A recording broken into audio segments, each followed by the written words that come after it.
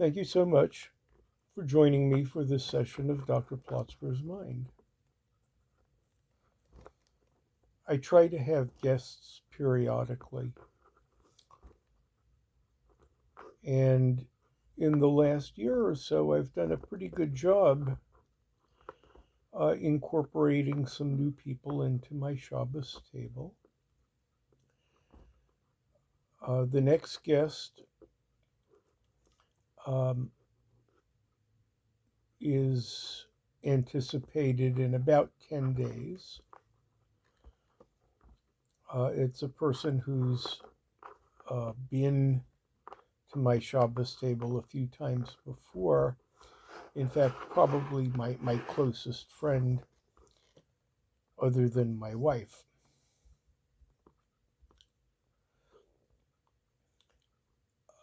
He's coming with his wife. He has a daughter who's welcome to come also.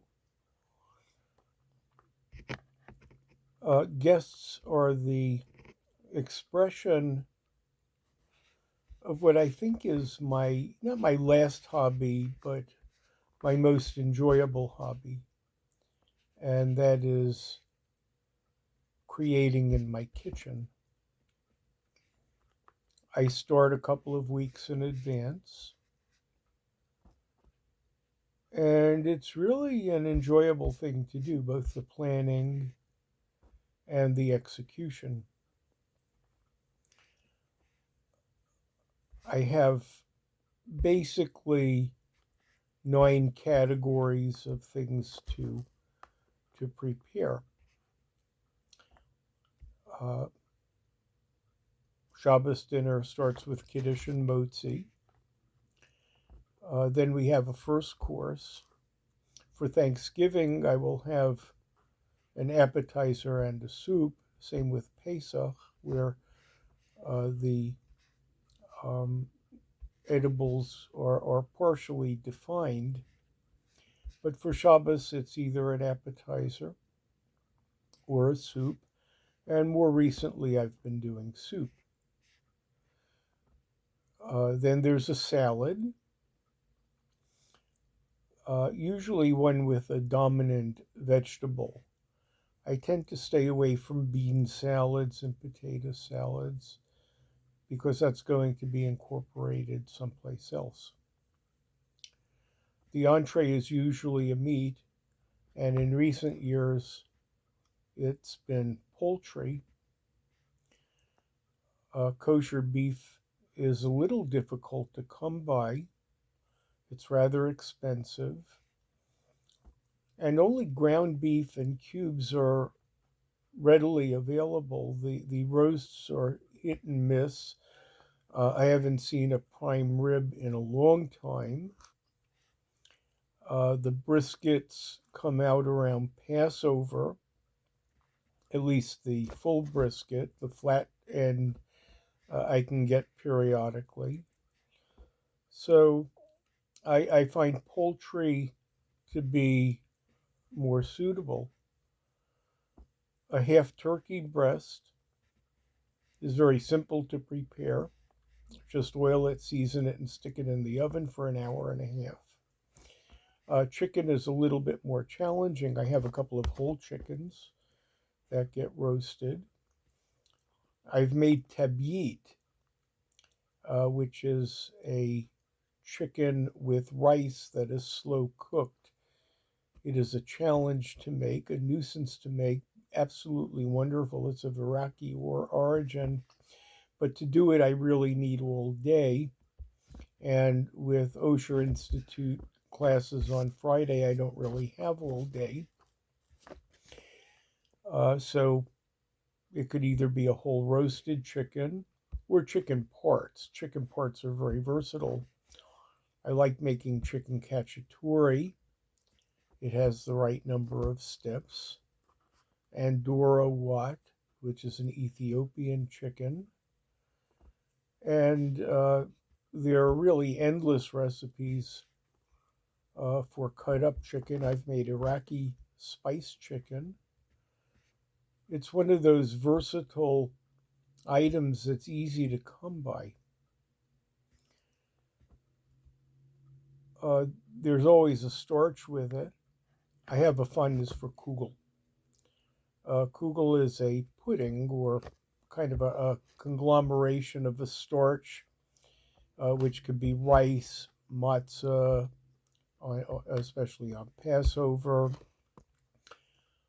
um, noodles or potato, some basic starch that's held together with eggs in a liquid and seasoned, and usually baked.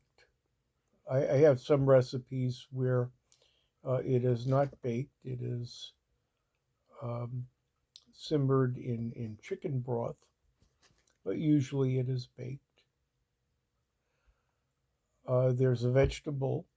Vegetables are simple. I don't think I'd make anything more complicated than glazed carrots. I see what's on sale that week and usually boil it. Oven time can be a little hard to come by. And for dessert, there is something baked. Now, uh, usually this has to be parva, meaning dairy free, because I'm having a meat meal. Uh, there are some staples. I used to like to make baklava or strudel. Unfortunately, those are best made with phyllo, which has gotten unreasonably expensive, especially if you don't use the whole package. Instead, I make something with flour. There are classics. There's apple cake. There's honey cake. A few things that can be done a little bit differently. Some things fail. I tried to make a uh, dessert called fluden, which is a classic Israeli dessert that seemed simple enough, but the dough fell apart. Once the dough is made, it's pretty easy. You just put the stuff on top of the dough and roll it, but I couldn't roll it. In a pinch, there's always honey cake. So that's the menu. But getting to the menu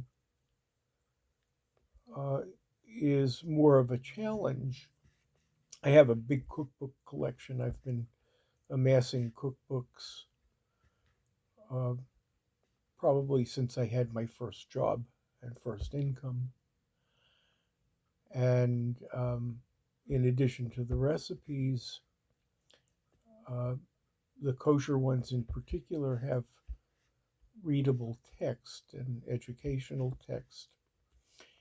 Some of this is becoming obsolete as the internet allows you to search by ingredient, by occasion, by dish. So if I want a soup, I can just call up soups and then add an ingredient. If I want mushroom barley soup, I can get 10 different recipes for mushroom barley soup. Same with cakes. And I can call up parva cake and get a few dozen possibilities. So much of the menu now comes from internet searching. And then I have to assemble ingredients and go get ingredients, see what I have. So it's a challenge, but it's an enjoyable challenge. And it's one of the few occasions where I am face to face with somebody for more than a 2 minute greeting. It doesn't happen very often, but I try to make sure it happens enough and that due anticipation and effort um, makes it worth my guests coming. Thanks so much for sharing this session of Dr. Plotzker's Mind.